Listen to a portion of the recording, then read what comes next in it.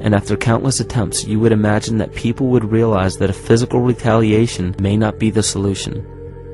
Yet here we are, thousands of years later, with technology that can clone DNA, vehicles that can break the sound barrier and probe the depths of space, and science that can overcome almost any sickness.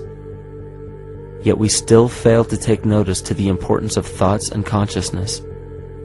This is the very definition of insanity. And every single one of us is responsible for this psychic epidemic, because we're killing the messenger and paying no attention to the message.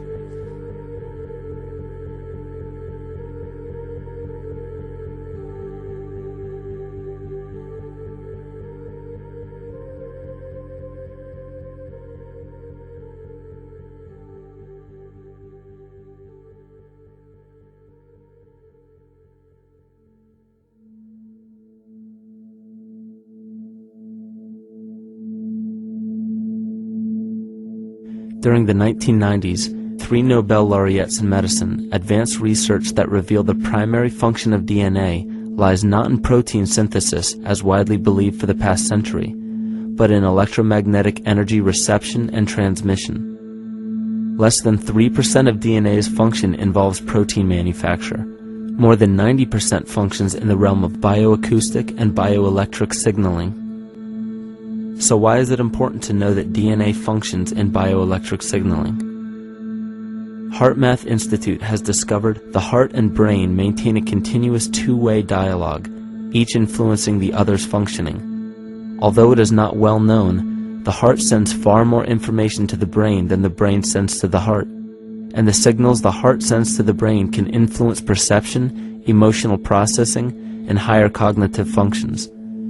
The heart also generates the strongest rhythmic electromagnetic field in the body, and this actually can be measured in the brainwaves of people around us. We are quite literally an electromagnetic expression of our highest cognitive function. The behavior of electromagnetism is evident throughout the world as dualism. All matter contains a negative and positive charge, which means organisms are built upon this foundation. The natural homeostasis of any organism is a balance of both polarities. Furthermore, research on emotional energetics shows that the heart's field is a carrier of emotional information and a mediator of bioelectromagnetic communication within and outside the body. Research shows our heart's field changes distinctly as we experience different emotions. It is registered in people's brains around us and apparently is capable of affecting cells, water, and DNA studied in vitro. Fear. The chemical supplied by a collective parasite creates a distinct bioelectric signal given off by the host. This signal is disseminated to the organisms within our community and will grow outward through the entire organism unless it is counterbalanced by an opposing force.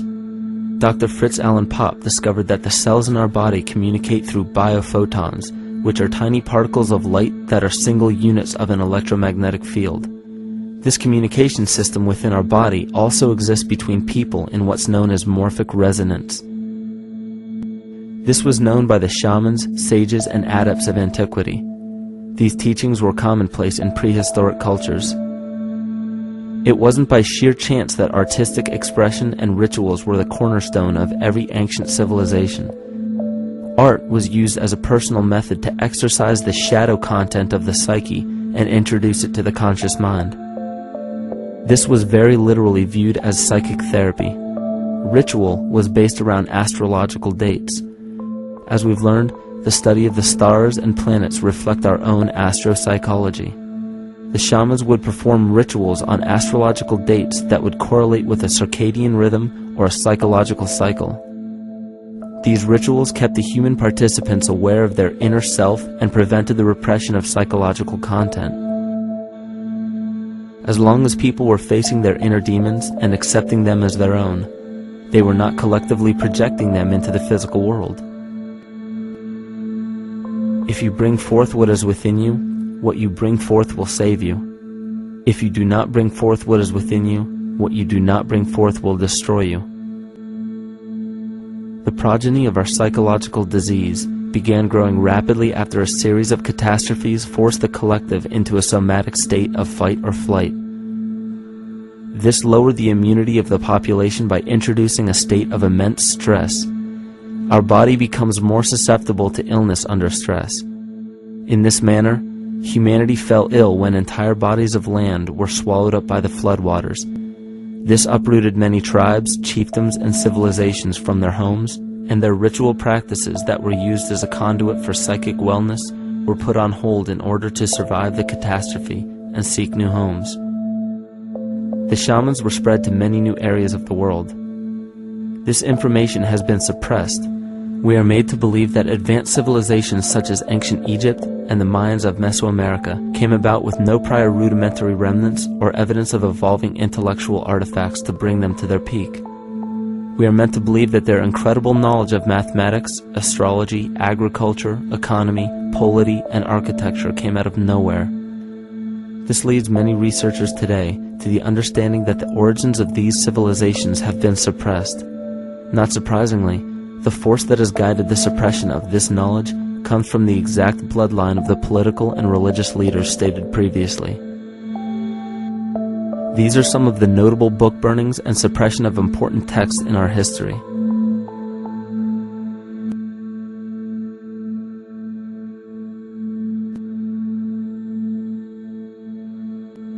Yet after all of this suppression, there are still remnants of the dispersion of elder civilizations in nearly every country. There is tremendous evidence of ancient cultures visiting North America long before the conventional belief of European colonization.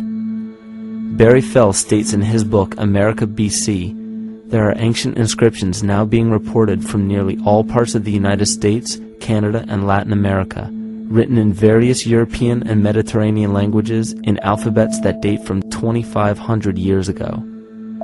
William Commonus Beaumont wrote, "The Toltec and Maya civilizations never originated on American soil, but appeared there full-blown, with a well-defined art and system of hieroglyphic writing which possesses affinities with Egyptian. It is found that there are thousands of prehistoric sites across New England and several other northern states showing inscriptions, carvings, and mounds created by Druidic mariners as far back as 800 BC. To suppress this information further, it was not only imperative for the bloodline to burn the documented texts containing true historical information, but to wipe out the cultures that derived from these ancient shamans. The most devastating genocide ever endured was and still is the annihilation of shamanic tribes. We've lost our traditional roots and don't know about ritual. The dragon dances and the ghost dances of the Native American Indians, what do you think that was all about? All the shamans of the world, when they do their rituals, they're doing that. Their work, harmonically through dances, is to strengthen the immune system of the earth. But they've been all murdered. So that was why in the 17th century, exactly the same period I'm talking about, there was an all-out agenda that when you come across indigenous people, you annihilate them. Columbus was sent on his expedition along with agents of the crown to disrupt the lives of the natives and seize mineral resources. He visited every island in the Caribbean, depleting the gold and taking as many slaves of the native Taino tribe as possible. 5 million natives were murdered within 3 years, according to Leah Trabeck. Within 15 years, the Arawak tribe of 250,000 was completely wiped out. The population of the United States prior to European contact was greater than 12 million. 4 centuries later, the count was reduced by 95% to 237,000. From 1494 to 1508, over 3 million people had perished from war, slavery, and the mines. Who in future generations will believe this? I myself, writing this as a knowledgeable eyewitness, can hardly believe it. My eyes have seen these acts so foreign to human nature, and now I tremble as I write. Another agent of the false ego bloodline was Hernando Cortez, who decimated the Aztec tribe and plundered their mineral resources.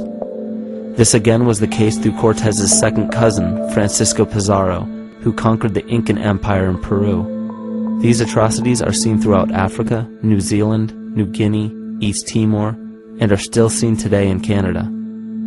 This was a deliberate attempt to bury any surviving remnants of the ancient world and our true history. It is a naive mistake, however, to categorize and blame everything and everyone involved with politics or religion for this suppression of knowledge. It is only natural for people to crave spiritual understanding when there are so many manufactured missing links and perversions in the spiritual text today. And due to this void of spiritual wisdom, honest and moral people who are simply trying to understand their place in this world become the prime consumer market for those who wish to exploit this vulnerability.